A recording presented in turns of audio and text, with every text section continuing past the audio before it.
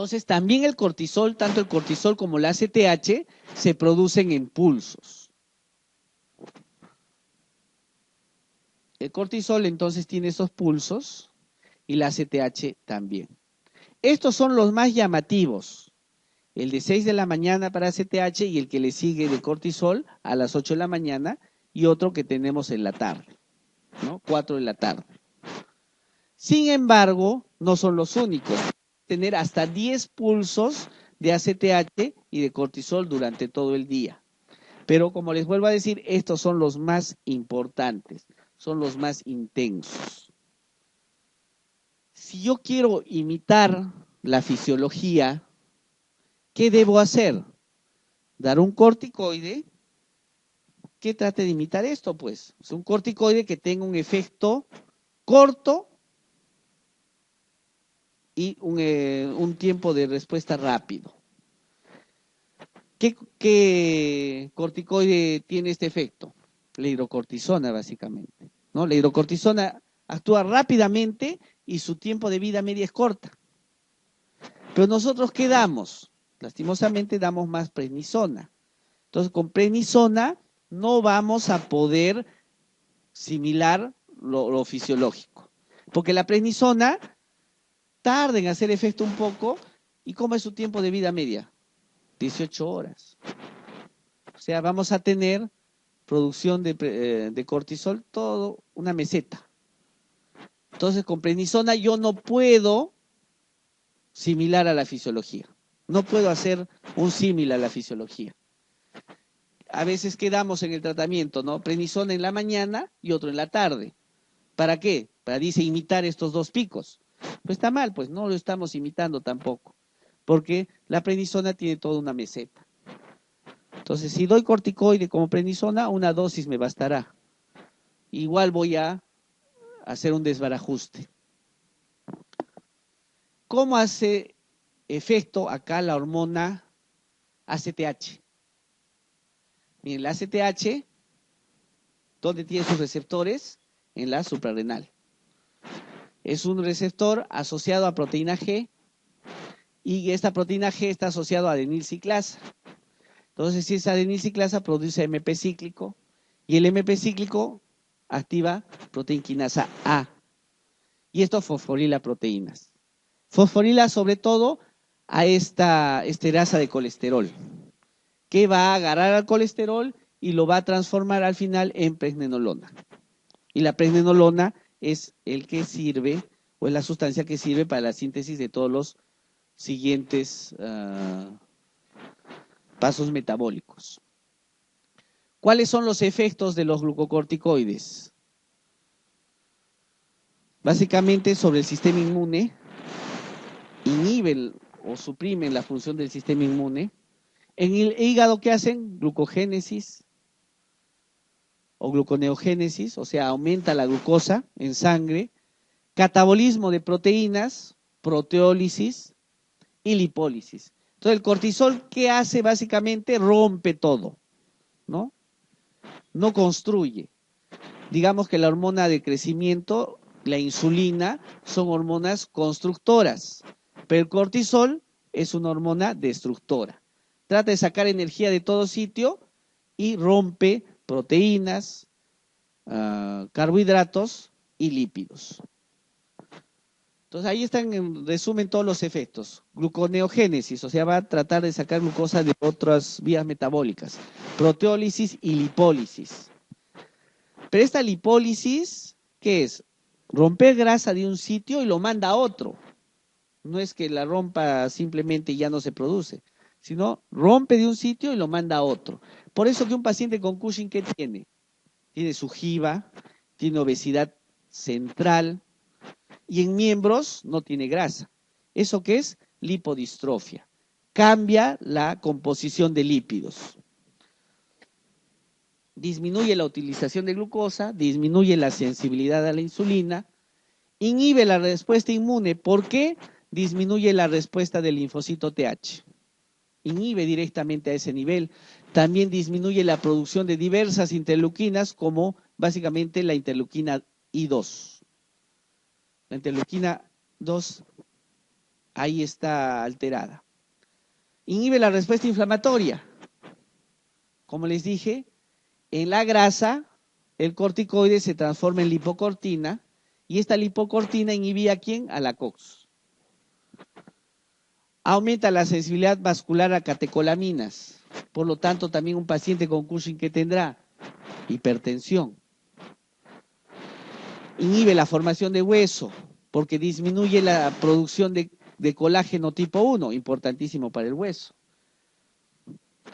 Aumenta el filtrado glomerular, ¿por qué? Porque tiene un efecto de mineralocorticoide, también el cortisol. Y disminuye la duración de los sueños REM, por otro lado. Ahí tenemos todo lo que produce la suprarrenal. Corticol y corticosterona son los dos glucocorticoides. Son glucocorticoides. Obviamente el más importante de los glucocorticoides es el cortisol, que se produce mucho más. Después tenemos dos mineralocorticoides, la aldosterona y la desoxicorticosterona. O sea, tienen efecto mineralocorticoide. Este se produce muy poquito, tiene el mismo efecto, pero se produce muy poco. No es muy importante en fisiología, será en patología más. Y acá tenemos uno de los andrógenos que también son producidos a este nivel. Y ahora, ¿qué hace el mineralocorticoide? Hemos visto el efecto del corticoide, ¿no? Del cortisol. Pero el mineralocorticoide básicamente, ¿qué hace? Estas dos funciones. Aumenta la reabsorción de sodio y aumenta la secreción de hidrogeniones y potasio. Esas son sus funciones. Y la aldosterona tiene su efecto, o tiene su receptor, ¿dónde? Tiene un receptor citosólico y un receptor nuclear. El más importante es el receptor nuclear.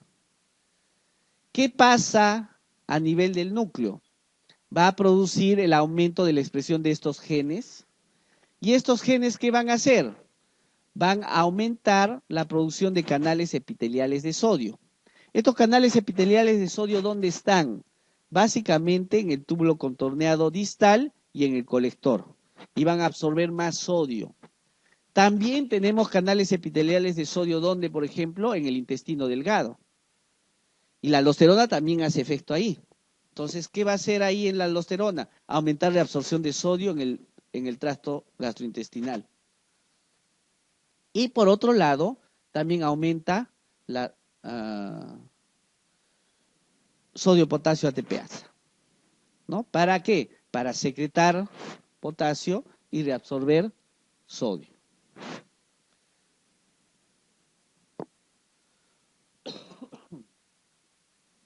Ahora vamos al otro eje, hipotálamo, hipófisis gonadal masculino.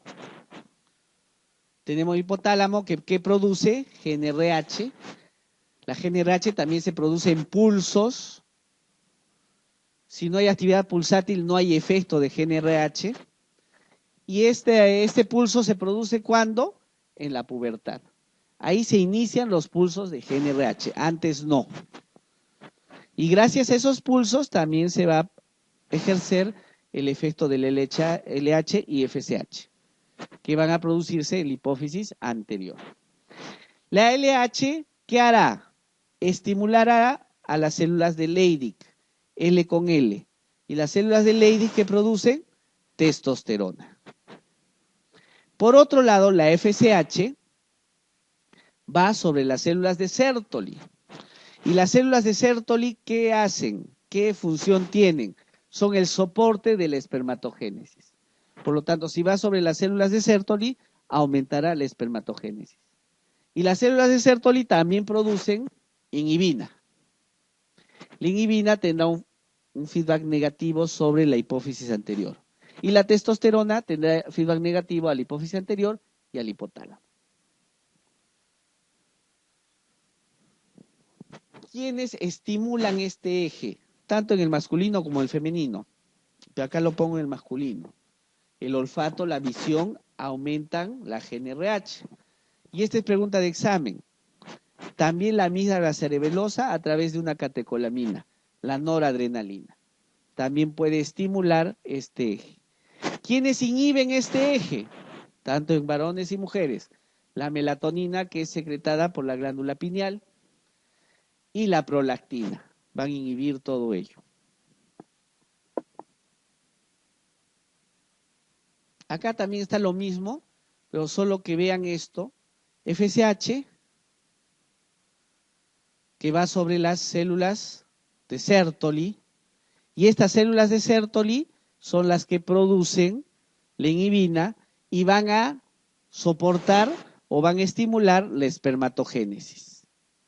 Estas células de Sertoli están agarrando, le están dando un soporte a las espermatogonias.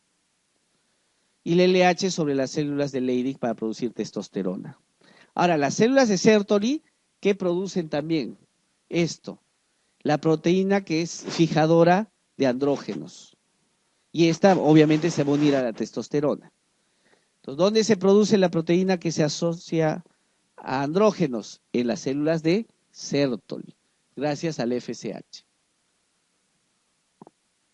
Esto es lo mismo que la suprarrenal, ¿no? Lo mismo, colesterol, pregnenolona, pero en el testículo no tenemos estas enzimas. Entonces, el testículo ya no se va a aldosterona y cortisol, todo quedó ahí. En la suprarrenal, todo quedaba acá, ¿no es cierto? Nada más. Pero en el testículo hay esta enzima, la 17 beta hidroxiesteroide deshidrogenasa, que va a transformar en otros dos andrógenos más, el androstenediol y la testosterona. Al final todo va a ir a la formación de testosterona. Y la testosterona se puede transformar gracias a la 5-alfa reductasa en dihidrotestosterona.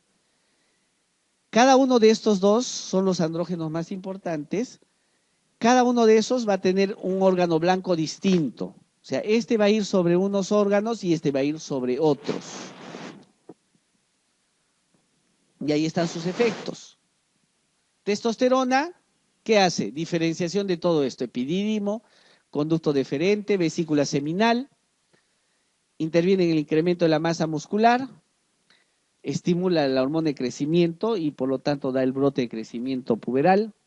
El cierre epifisiario es importante también para que se cierre el epífisis y la testosterona.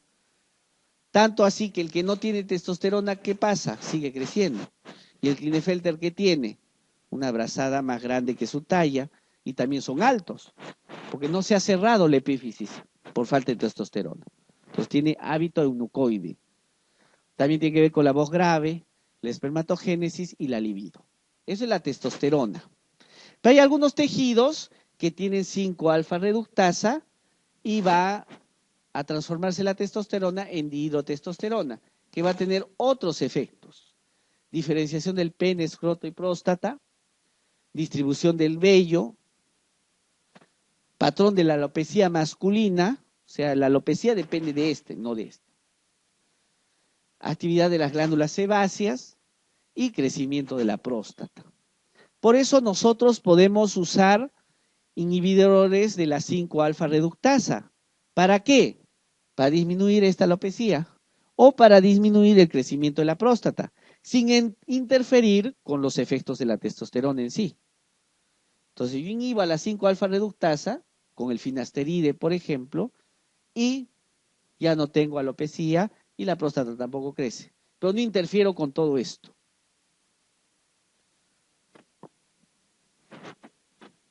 Acá tenemos el eje hipotálamo hipófisis gonadal femenino, que más o menos es igual, ¿no? Tiene los mismos estimuladores, inhibidores que en el caso del varón. Es importante reseñar acá que la prolactina tiene un efecto inhibidor importantísimo, sobre todo durante la lactancia. Entonces, la prolactina en la lactancia está inhibiendo el eje y no se va a producir ni FSH ni LH. El FSH también va a ir sobre la producción de gametos, de la hormona folículo estimulante, por lo tanto. O sea, ¿qué hace? Lo que hace es seleccionar un grupo de folículos y los va haciendo crecer. LH tiene que ver con la producción de esteroides, sobre todo los estrógenos.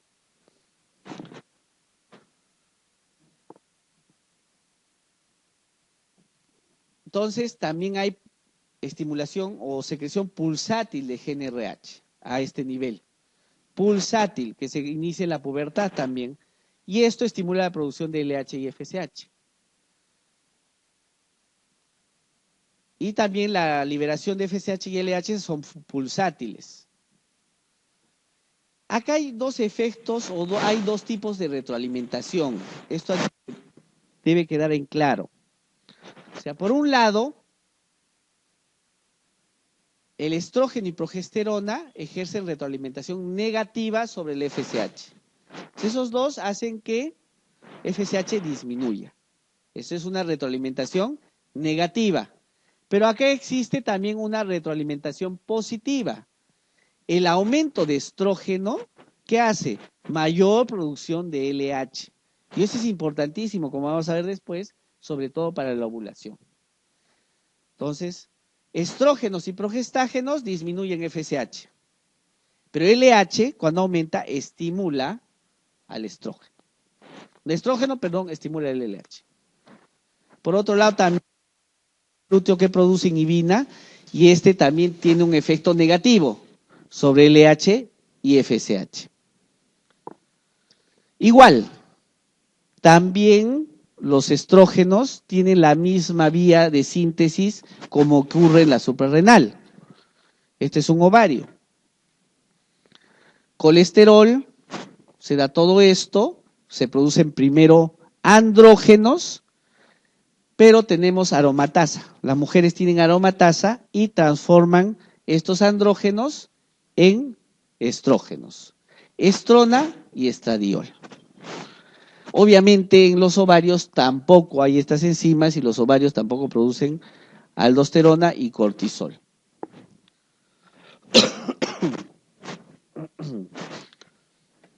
¿Cuáles son los efectos de los estrógenos? Características sexuales secundarias, vello púbico, la voz de la mujer, formación de la vagina y demás, crecimiento de los folículos ováricos, motilidad de las trompas uterinas. El moco se torna, gracias a los estrógenos, más fluido y alcalino. Por eso que al momento de la ovulación, donde hay más estrógeno, el moco se vuelve más filante también. También interviene con el epitelio vaginal y por efecto estrogénico la vagina se torna más cornificada, las células son cornificadas. Aumenta el flujo sanguíneo uterino, aumenta las fibras uterinas, las vuelve más sensibles a oxitocina. ¿Qué hacía el estrógeno? Un feedback negativo sobre FSH y un feedback positivo sobre LH. Aumenta angiotensinógeno, proteína fijadora de hormona tiroidea. También interviene con el cierre epificiario. Tanto así que una mujer que tiene una menarquia precoz, ¿cómo se queda? De talla baja, porque el estrógeno va a cerrar las epífisis, ya no va a crecer. Aumento de la libido, también tiene que ver con las mamas, básicamente una función de conducción, porque tiene que ver con los ductos mamarios y la pigmentación de las areolas. Retiene agua y sal.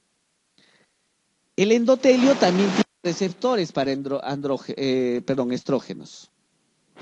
¿Y qué hace? Produce óxido nítrico. ¿Y eso qué hacía? Vasodilatación. Entonces es un factor cardioprotector en caso del estrógeno. También disminuye el colesterol y disminuye la acción de los osteoclastos. Por eso que la mujer, mientras tiene estrógenos, puede hacer o puede producir más hueso. Se va el estrógeno y ¿qué viene? Ya la osteoporosis. ¿Y dónde es el pico de producción de hueso en la mujer? En la adolescencia. Ahí es donde más se está formando y que tiene más estrógenos también. Se está formando el hueso. Entonces, nada sirve a la mujer tomar ya a los 30 años, 40 años su calcio, porque ya no está en el pico de mineralización ósea. Entonces, es importante la dieta en las mujeres adolescentes, ahí, para aumentar el calcio y que esté bien mineralizado el hueso. La progesterona, la otra hormona que produce la mujer, tiene órgano blanco en varios sitios, útero, mama, cerebro. Interviene en la segunda fase del útero, en la fase secretora. ¿Qué hace con el moco cervical? Lo torna más espeso. Entonces ya no deja pasar espermatozoides en esta etapa. Tiene un efecto antiestrogénico sobre las células miometriales, o sea, ya no es sensible al estrógeno, el miometrio.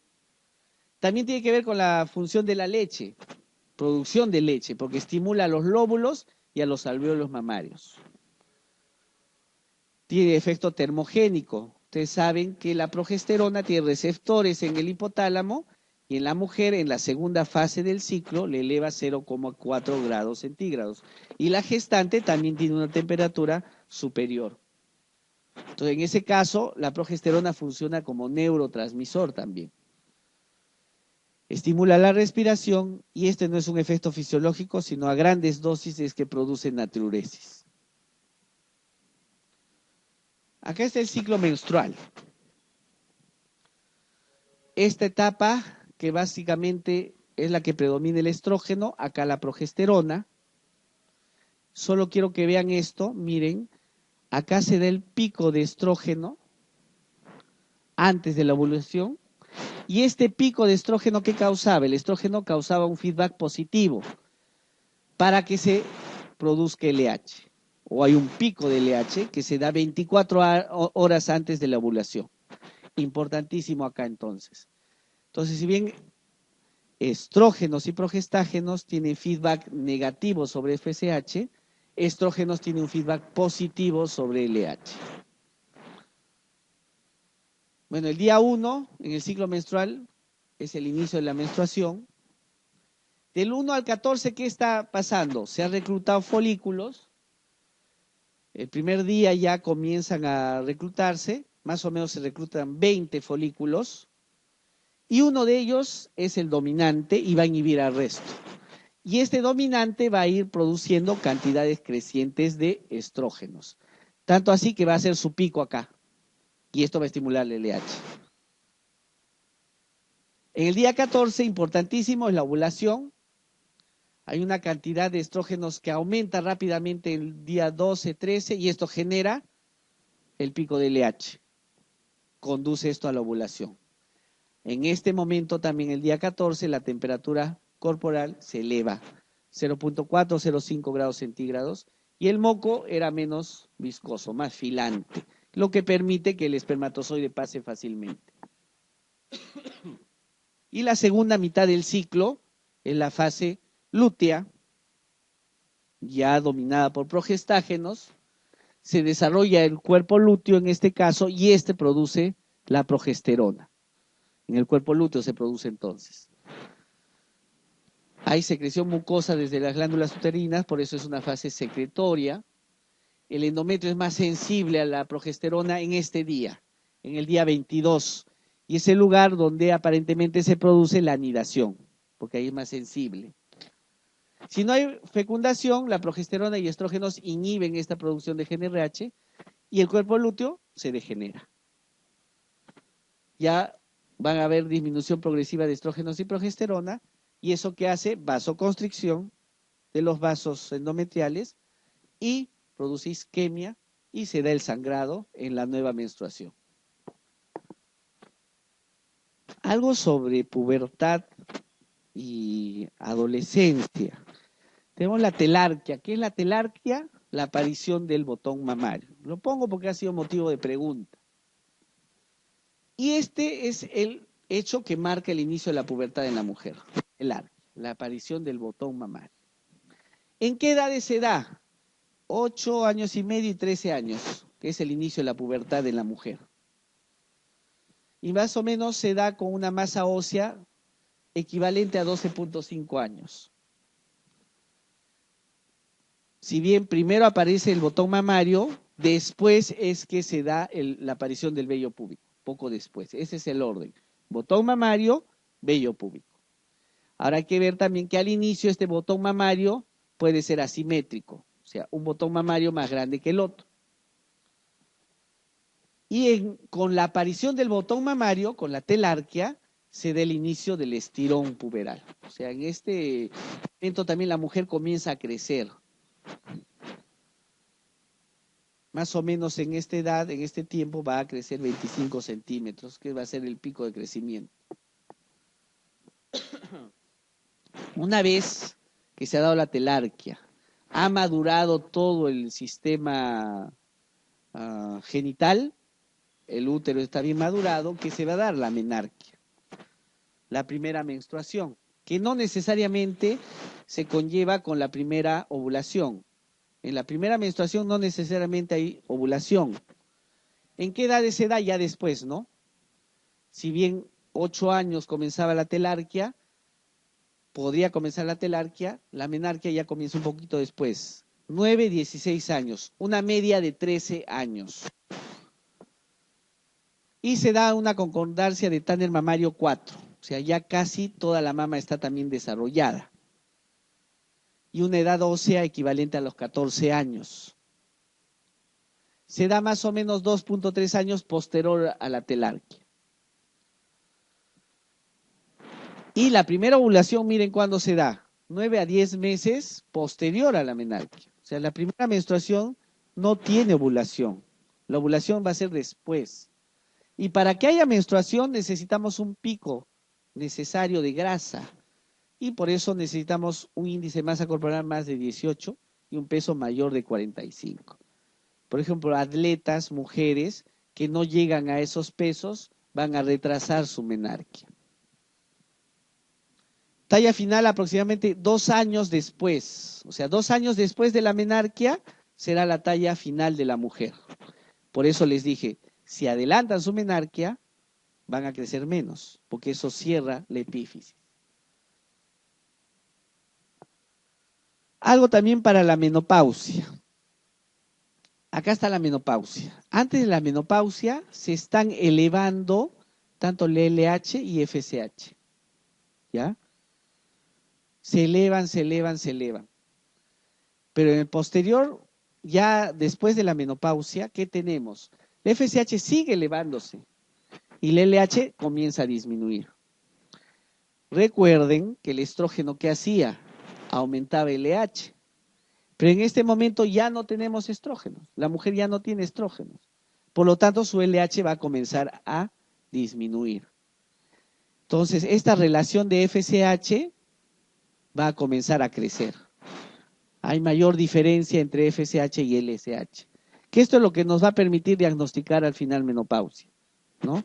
Ese aumento de FSH, y si lo correlacionamos, va a haber mayor diferencia entre FSH y LH, cada vez más. Pero hay que ver que antes de la menopausia las dos comienzan a subir. ¿Ya? Eso es pregunta de examen. Las dos crecen simultáneamente. Ya en la posmenopausia el LH disminuye y la FSH aumenta. Ahora vamos a ver las hormonas placentarias. Hormonas que obviamente las produce la placenta durante la gestación. Miren, en el primer trimestre de la gestación hay una hormona que predomina. Es la hormona gonadotrofina coriónica. El primer trimestre está elevada, de ahí va a disminuir paulatinamente. ¿Cuál es la función de esta hormona? Producir básicamente los materiales necesarios para que se produzcan progestágenos y estrógenos.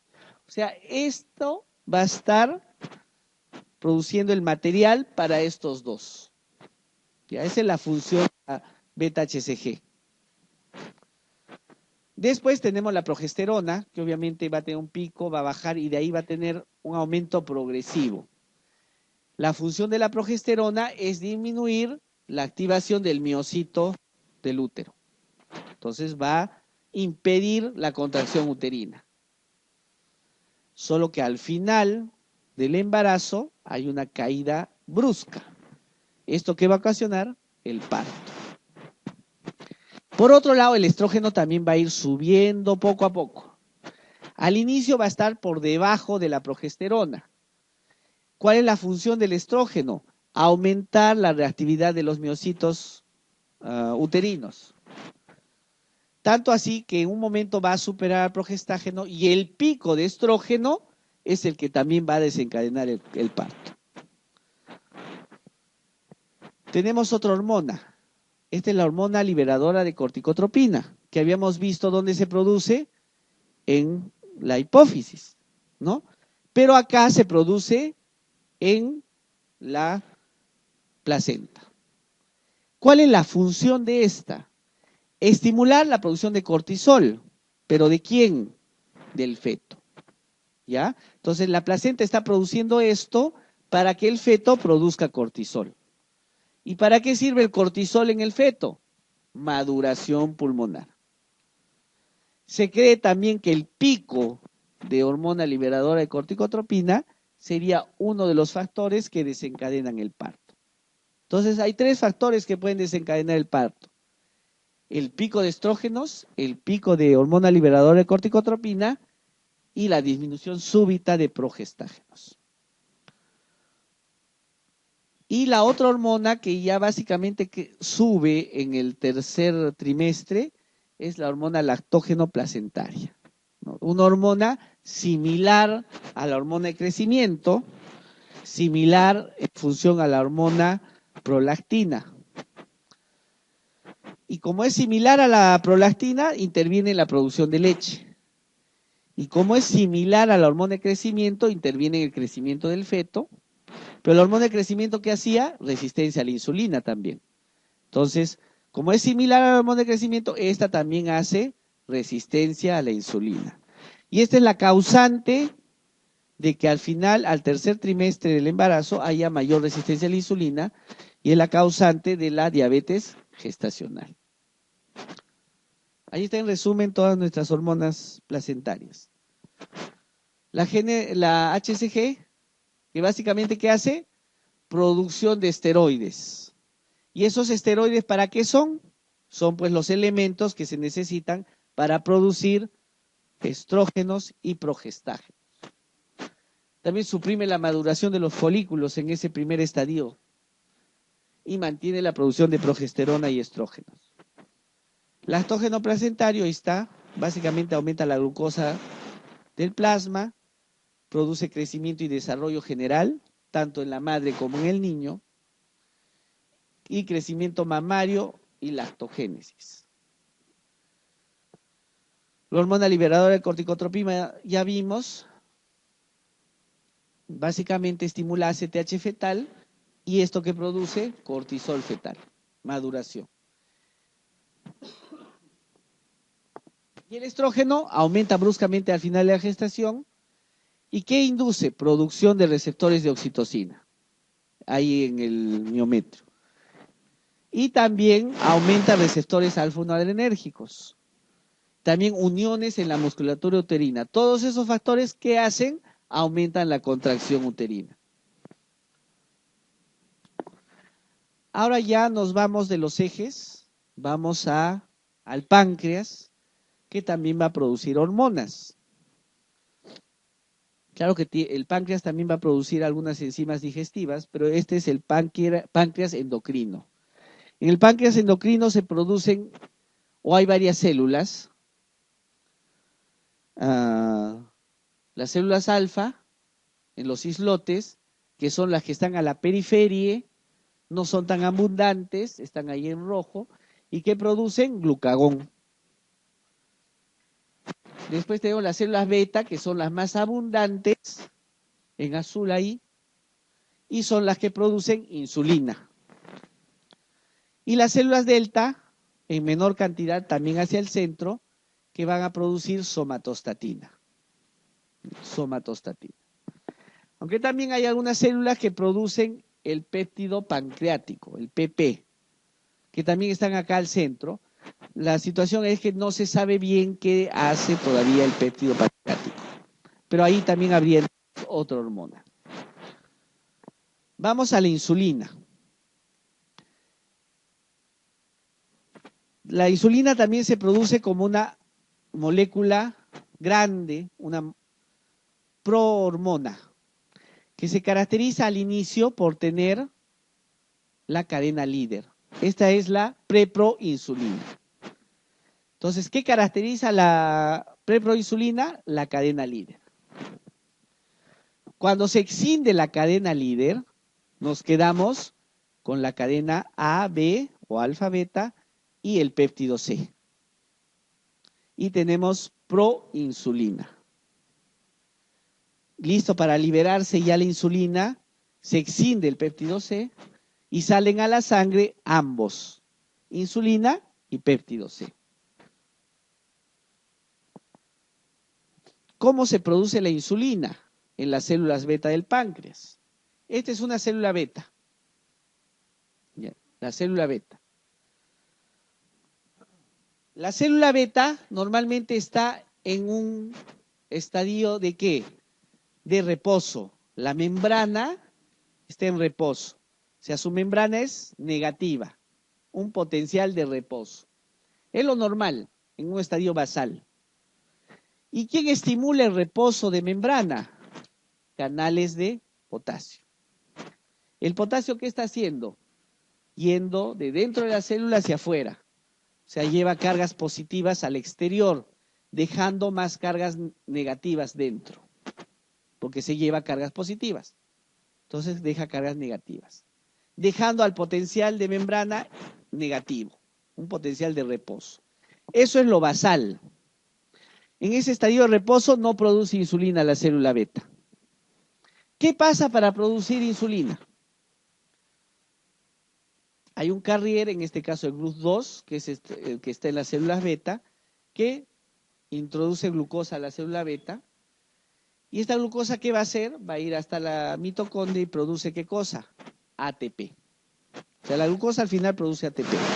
El aumento de ATP, ¿qué hace en esta célula? Bloquea los canales de potasio, los cierra.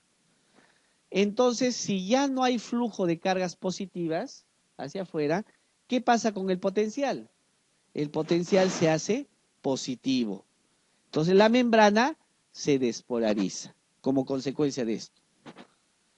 Si se ha despolarizado la membrana, ¿qué pasa? Se abren canales de calcio, voltaje dependientes. ¿Y el calcio qué hace? Estimula la liberación de más calcio del retículo endoplasmático. ¿Qué hace el calcio al final? Libera los gránulos secretores de insulina. O sea, la insulina estaba formada ahí en esos gránulos y gracias a todo este cambio se secreta insulina. Entonces, al final, la glucosa estimula la producción de insulina. Ahora, aquí, en este canal de potasio, hay también un receptor para las sulfonilurias, tipo glibenclamida. Específicamente es el receptor sur.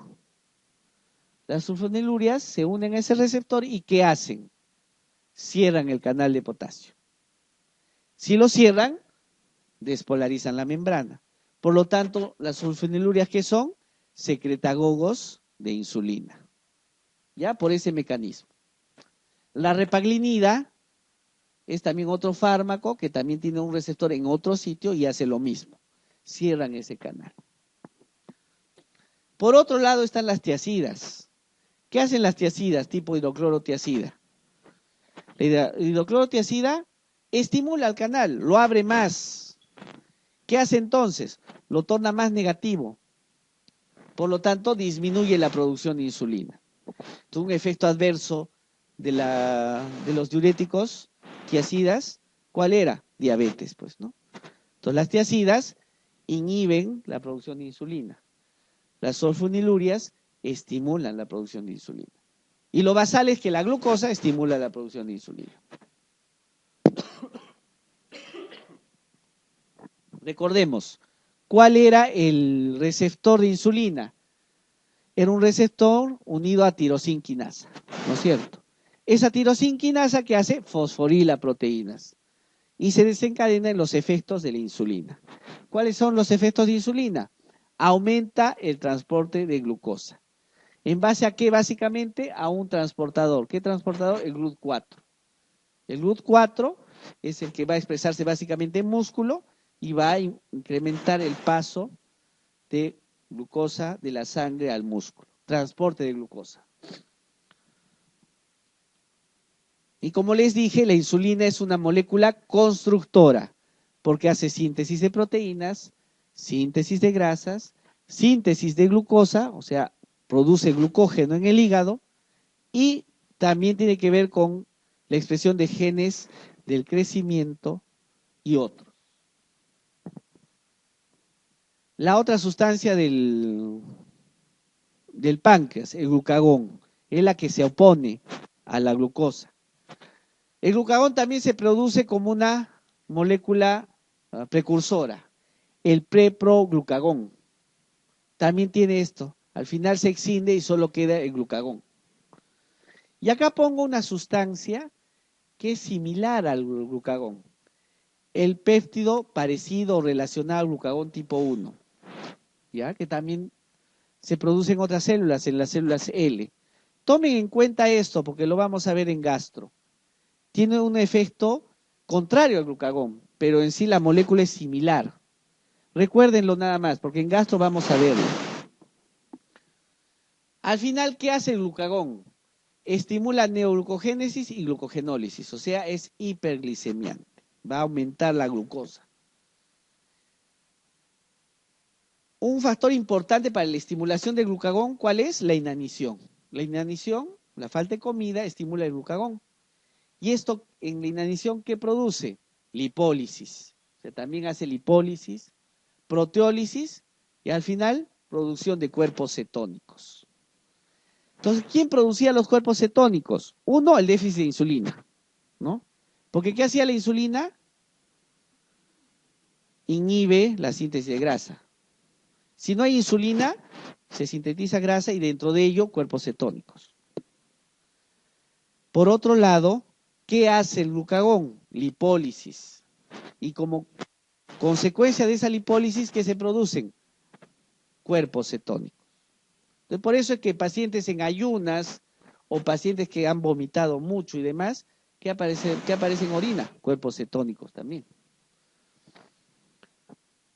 ¿Quién estimula el glucagón? Básicamente la hipoglicemia. ¿Y quién inhibe al glucagón? La hiperglicemia. Los reguladores de glucagón son los niveles de glucosa. También incrementa cuando aumenta la arginina y alanina. O sea, dos aminoácidos que también producirían el aumento de glucagón. Ahí está el balance de la glucosa. Al final la insulina es la hormona que disminuye la glucosa en sangre. Y tenemos las hormonas contrarreguladoras que hacen lo contrario, o sea, son hiperglicemiantes. Glucagón, catecolaminas, cortisol y hormona de crecimiento. Y ahí faltaría una, la hormona tiroidea. O sea, la insulina va a estar contrarregulada por todas estas.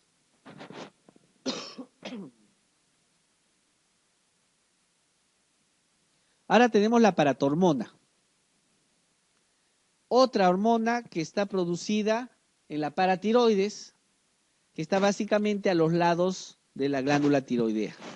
Entonces, a ese nivel ya que teníamos la tiroides, las glándulas paratiroides y las células parafoliculares que producían calcitonina, ¿no? A ese nivel.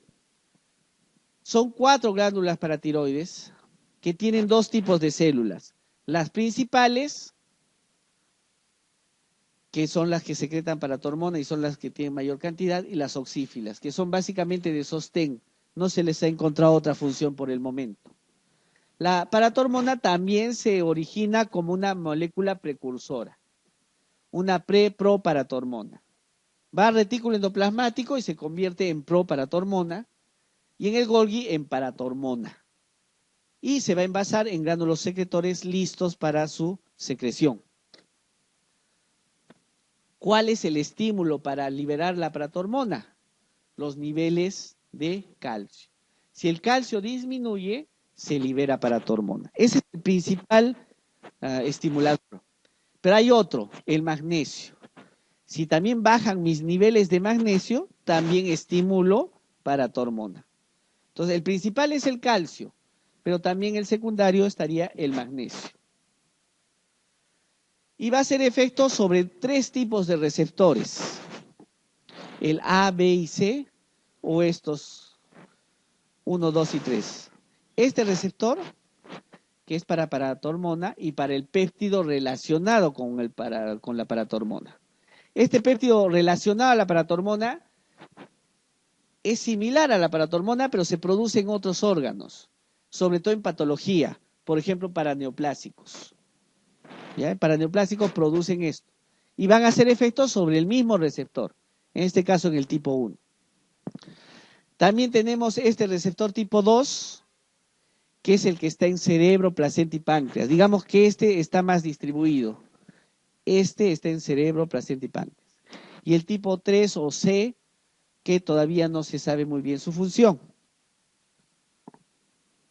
¿Qué hace la paratormona entre sus funciones? Incrementa la resorción ósea, o sea, produce calcio a partir del hueso. Aumenta el calcio en sangre a partir del hueso. Esa es la resorción ósea. Por otro lado, aumenta la reabsorción de calcio en el túbulo contorneado distal. O sea, no deja que excrete el riñón calcio. Por lo tanto, sube también el nivel de calcio en sangre. También aumenta la producción de vitamina D. ¿Y esto qué hace? Aumenta la absorción de calcio a nivel del intestino. Al final, entonces, esta hormona, la paratormona, es hipercalcemiante. O sea, va a aumentar el calcio dentro de la sangre, sacándolo de diversos lugares. Y también tiene que ver con los fosfatos. Aumenta la excreción de fosfatos. O sea, los excreta. Básicamente inhibiendo este transportador de sodio y fosfato que está en el túbulo contorneado proximal. O sea, el fosfato se reabsorbe en el túbulo a través de este cotransportador. Pero la paratormona lo inhibe, entonces ya no se reabsorbe y perdemos el fosfato por orina. Por lo tanto, la paratormona eleva el calcio y disminuye el fosfato en sangre. Ahí está, ese es el receptor, el 1, que les dije, el receptor para paratormona, que es tanto para paratormona y para el péptido relacionado con la paratormona, y está asociado ¿a qué? A proteína G. A proteína G. En resumen, si baja el calcio, ese es el principal estimulador de la paratormona, aumenta la paratormona y este va sobre el hueso, aumenta la resorción, por lo tanto aumenta el calcio en plasma, va a riñón, aumenta la reabsorción de calcio, no deja orinar calcio, y por otro lado aumenta la formación de vitamina D, lo que hace más reabsorción en el intestino. Y se restaura el calcio en plasma. Como les dije, este es el principal estimulador de paratormona. El secundario sería el magnesio, la disminución de magnesio. Muy bien, ahora vamos al sistema neuroendocrino difuso, el SNED. Son células endocrinas que están distribuidas en todo el cuerpo y están conformando un volumen importante en todo el cuerpo y van a producir diversas sustancias, por ejemplo, aminas, péptidos, que en algunas ocasiones tienen efecto de hormona, otras de neurotransmisor o también ambas, una neurohormona. Entonces, eso es el SNED. Poseen estructuras semejantes a las vesículas sinápticas. O sea, hay unas vesículas que tienen estas células que tienen la hormona o el neurotransmisor y están listas para producirse. Son vesículas de centro denso. Y se liberan por exocitosis esas vesículas, por estímulos externos. ¿Quiénes conforman el SNED? Miren, hay varios órganos. Médula suprarrenal. ¿Qué se producía en médula? Catecolaminas, pues, ¿no? La adrenalina y noradrenalina, más adrenalina. Las células C de la tiroides o las parafoliculares, ¿qué producen? Calcitonina, ¿no? Ahora hay que ver la calcitonina, ¿qué hace? La calcitonina hace lo contrario a la paratormona, o sea, disminuye el calcio en sangre. Pero es un papel discutido. Se cree que es una hormona vestigial, o sea, que nos sirvió antes, que ahorita no tiene mayor componente fisiológico. Entonces, su efecto de hipocalcemia no es tan importante y no se va a oponer tanto a la paratormona. Pero en todo caso, si nos preguntan qué hace la calcitonina, disminuye el calcio sérico. Los islotes de Langerhans, del páncreas, las hormonas, las células productoras de ACTH y MSH en la hipófisis, células que están en todo el aparato gastrointestinal, vamos a ver ahora, que producen, por ejemplo, gastrina, pueden producir colecistoquinina y demás, también en el aparato respiratorio urogenital, las células secretadoras de renina en el riñón y quimioreceptores del cuerpo carotídeo, que también producen sustancias. Entonces, todo eso constituye el SNET. ¿Cuáles son? Por ejemplo, aminas, todas estas aminas, esteroides de la corteza suprarrenal y polipéptidos, calcitonina, paratormona y otras. Claro, paratormona que viene de otro lugar que no es la paratiroides. Ahora vamos a dar énfasis a estas células del SNET que están en el tracto gastrointestinal. Son varias. Por ejemplo, las sustancias gastrina, que se produce básicamente en el estómago por las células G, la colecistoquinina, que se produce en el duodeno por las células I, la secretina por las células S, básicamente en el duodeno, la grelina en el estómago por las células X, motilina, duodeno y ayuno, células M, y les dije que acordaran el péptido relacionado al glucagón y el péptido inhibidor gástrico, que se producen por las células K y L respectivamente, que tienen un efecto importantísimo que vamos a ver ahora.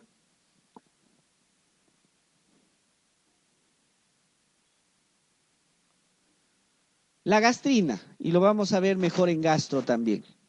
¿Qué hace? Es estimulada por aminoácidos en el estómago, la distensión de este y la acetilcolina. El vago va a llevar acetilcolina y estimula gastrina.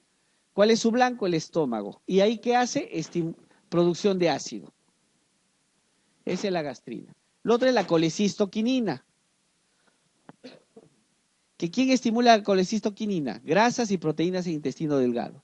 Su órgano blanco, vesícula y páncreas. Esto en el tracto gastrointestinal, porque también puede ir al cerebro como neurotransmisor.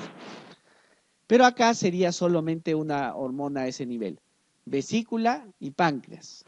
¿Qué hace? Aumenta contracción y secreción de enzimas en estos dos lugares y disminuye el vaciamiento gástrico.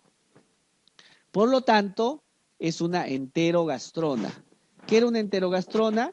Toda sustancia que disminuye la secreción y la motilidad gástrica. Entonces, esta es una enterogastrona. Pero las más importantes enterogastronas, ¿cuáles son? Estas dos. Por otro lado está la secretina. ¿Cuál es el estímulo? El pH ácido en el intestino. O sea, tampoco hay vaciamiento gástrico, llega todo el alimento al duodeno ácido. Ese ácido estimula la producción de secretina. ¿Dónde? En el páncreas, en las células tubulares del páncreas. Y el órgano blanco es páncreas y estómago. Aumenta la secreción de bicarbonato en páncreas y disminuye la secreción de ácido en el estómago. O sea, va a inhibir todo lo que estaba causando esto, pues. La grelina es más un neurotransmisor. Si bien se produce en el estómago por la hipoglicemia. Cuando hay hipoglicemia, se produce en el estómago, va al sistema nervioso central, básicamente al hipotálamo, donde está el centro de la saciedad, y ahí aumenta el consumo de alimentos y también aumenta la secreción de la hormona de crecimiento. Y algo que me había olvidado en la hormona de crecimiento. La grelina también aumenta esta hormona, ¿ya? La hormona de crecimiento. La motilina tiene que ver con el ritmo circadiano, o sea, se produce durante el día ¿Para qué? Básicamente para estimular el complejo migratorio basal del intestino. O sea, movimientos que se dan entre comidas para limpiar todo el intestino y el estómago. Básicamente en estómago y duodeno es su órgano blanco y aumenta la contracción. Y estas dos, les dije, son muy importantísimas. Son las que tienen efecto incretina. Son incretinas. ¿Qué es una incretina? Esto nació más o menos en los 60. En los 60 se hizo estudios dando a los pacientes una concentración de glucosa o glucosada por boca, vía digestiva, y a otro grupo de pacientes se le dio lo mismo vía endovenosa. Se vio que los pacientes que comían o ingerían esta glucosa, ¿qué tenían? Aumentaban producción de insulina. Por lo tanto, bajaba la glucosa en sangre. En cambio, los pacientes que recibían solución glucosada por la vena no aumentaban insulina y obviamente tampoco disminuía la glucosa. Entonces, como vieron este hallazgo, se dieron cuenta, hay una célula o hay una sustancia del tracto gastrointestinal que aumenta la producción de insulina y por lo tanto causa hipoglicemia. Entonces, a esa sustancia la llamaron incretina, hasta que la encuentran. Y la primera que encontraron, ¿cuál fue? El polipéptido inhibidor gástrico, ¿ya? Que se produce en estas células K del intestino. Cuando la glucosa llega a esas células K del intestino y cuando llegan las grasas, esta célula K produce el polipéptido inhibidor gástrico que va al páncreas y aumenta la secreción de insulina. Por otro lado, también disminuye el vaciamiento gástrico, por eso es una enterogastrona. Fue la primera que se encontró. La siguiente fue el péptido similar al glucagón, el GLP-1, que tiene la misma función, solamente que se produce por otro tipo de célula. Aumentar la insulina y disminuir el vaciamiento gástrico. Y es tan importante estos dos porque son base de tratamiento de la diabetes. O sea, se producen sustancias incretinas que tienen la misma función de estas, como fármacos. Por ejemplo, el hexanatide. Si has escuchado hablar del hexanatide, tiene un efecto incretina. O sea, estimula o tiene el mismo efecto de este, aumentando la secreción de insulina, por lo tanto, llevando a la glucosa normal. Y otro es ir contra una enzima, la DPP4. ¿Qué es la DPP4? Es la enzima que degrada esto. Entonces, si yo inhibo la DPP4, tengo más GIP y GLP-1. Y si tengo más de eso, tengo mayor producción de insulina, bajando la glucosa en sangre. Ejemplo, la vidagliftina. La vidagliftina es inhibidor de la DPP4. Entonces, estos péptidos se producen en el tracto gastrointestinal y son importantes también para la homeostasis de la glucosa.